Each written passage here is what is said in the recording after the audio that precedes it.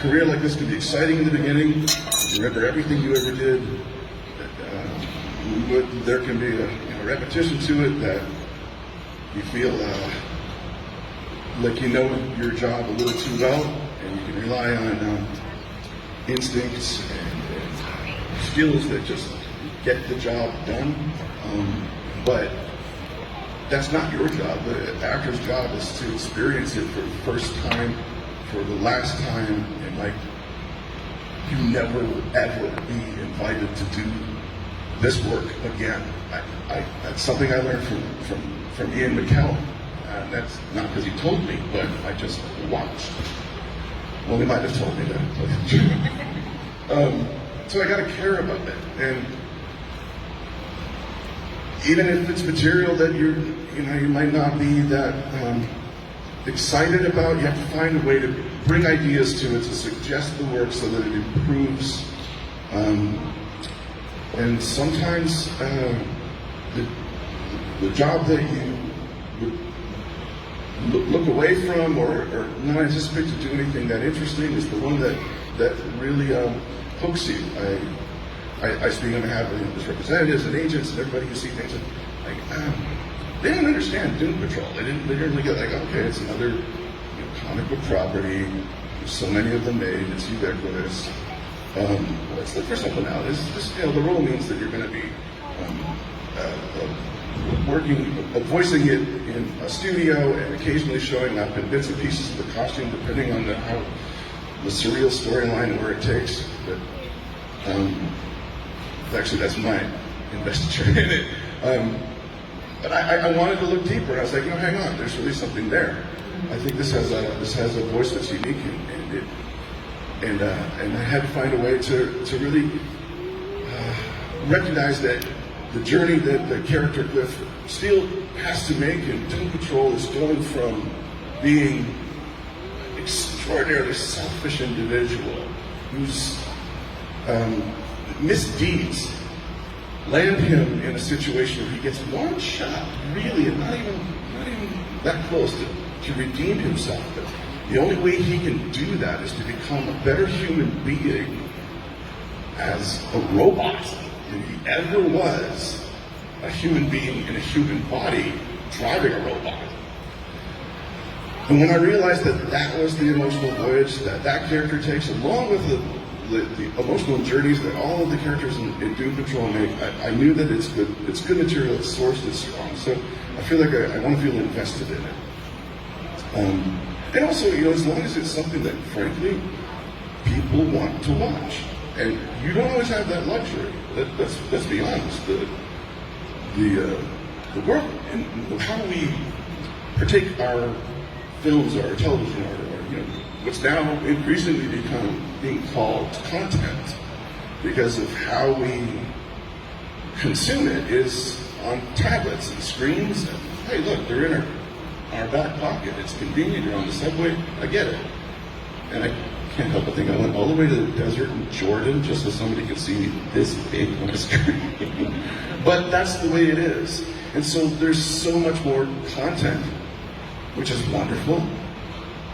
But what it means is you really have to, and this is across the board, really tune up your game and frankly just be better. Yeah.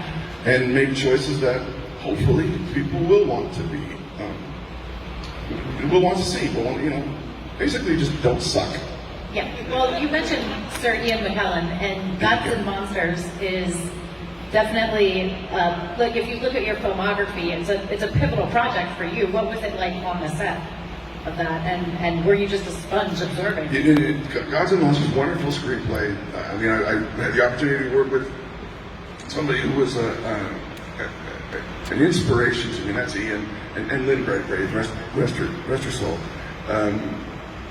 I watched McKellen's work as part of my training, really. When I was a student in Seattle, Washington, I probably watched Acting Shakespeare by the series he did for BBC in the 70s and 80s enough times to catch the beta machine on fire. He was the first last word in really what you can aspire to in the craft. And the opportunity to work with them that came along was really a dream come true before I even knew I could have the courage to admit that I had an aspiration to work alongside one of my heroes, and certainly, immensely talented man, and a jewel in the crown of the profession. So in Gods and Monsters, it's an unusual friendship between polar opposites in characters. James Wales, at the end of his life and career, is really pretty much over. He's sequestered himself to the pool house behind his forgotten mansion somewhere in broken down Hancock Park in Los Angeles, and he's licking his wounds in a way and reimagining his life in the films that he brought to the world. Bride of Frankenstein. Talk about iconic. Those are characters that are indelible in our minds as lovers of cinema. And here he finds himself in a period where he's forgotten and kicked to the curb.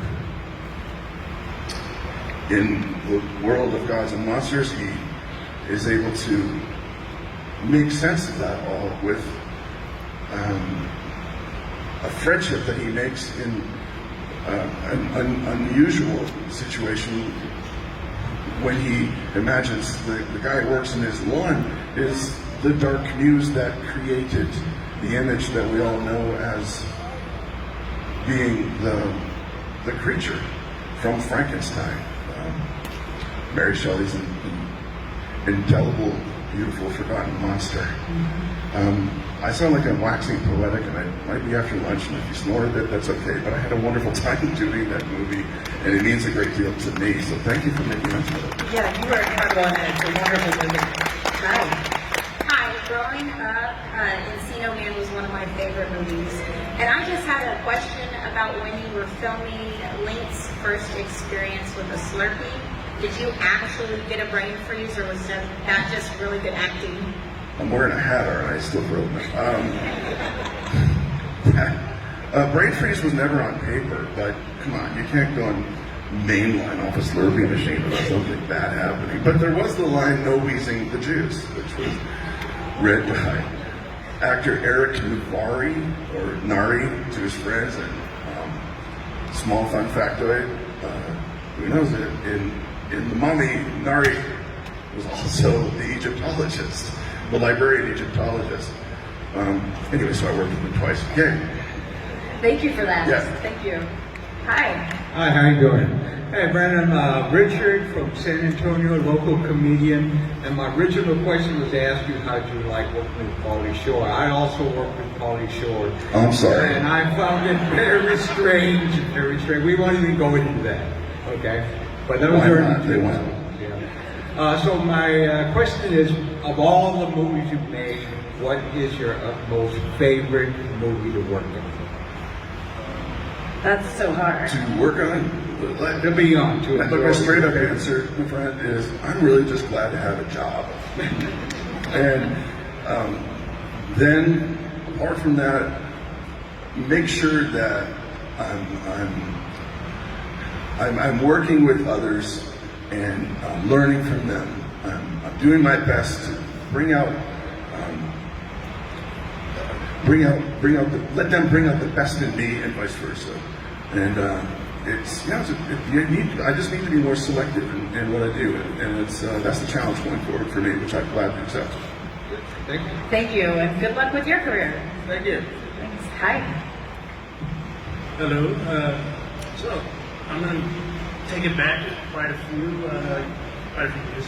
But when I was little, I had basic cable always to watch. So always on the weekends, there was one particular movie that would come on, and I got connected with it because it was very imaginative, very artsy.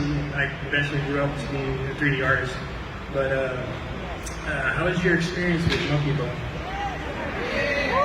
Don't trust that monkey. That was a funny movie for one pretty solid reason, because if you remember, it was Monkey Bone was made right after.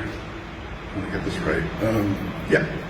Fox had made a boatload of cash. 20th Century Fox had all their money from Titanic. So I guess they were greenlighting movies left and right, and business is done differently these days. I don't think that Monkey Bone could be made at all the way that it was then, as we know our working practices to be now. And I say that because this was just before the advent of everything going from, let's call it analog to digital. Monkey Bone was, I think, in 2000, no, it was 99, yeah. And like 10 years later, everything kind of changed. So that meant it was sort of a pretty special period. If you could build it and do practical stuff, that's what we shot. The soundstage that we worked on was filled with a carnival set that actually rotated. There were, I'm kidding, like 30, 40 suit performers a day. I mean, that means there's a person, someone who's a contortionist or an acrobat inside a creative suit that heats up and needs fans pumped in there between takes, or they keel over, or run the risk of it at least. It was just a big imaginative work that was headed by Henry Selick. Henry, wow, what a mind, what a creative force he is. If you remember the sort of animated wraparounds in the 80s that ran before and after between rock videos, and for those of you who don't know what a rock video is, turn to the person on your left and answer them, because I'm not trying to. Anyway, that's what Henry first started off doing. So he had that real thriving sensibility, and he poured all that into this crazy monkey character who made everyone's life miserable. I think in the end it was probably one of the most well-funded art house movies, pound for pound, ever created, which I wear as a badge of honor. Thank you very much. Thank you for that. Thank you. Thank you. Hi.